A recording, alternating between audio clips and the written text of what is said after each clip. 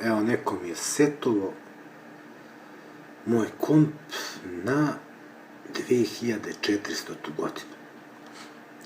A to je realno nemoguće na Windowsu, što ću da vam pokažem. Evo, vidite šta piše. Ali ovako, šta kaže Windows? Maksimalni, znači, raspon godina je do 2999. Tako da ovde, a ovde piše 2400. Neko je tu nešto hakirao, što se kaže. Tako da neće ne ga promeni. Ne može ga promeni, nema ništa. To je problem. Kažemo change, evo, ok.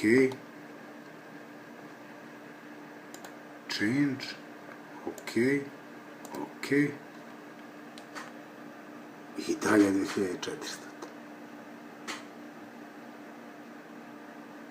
Samo neka hakiraju.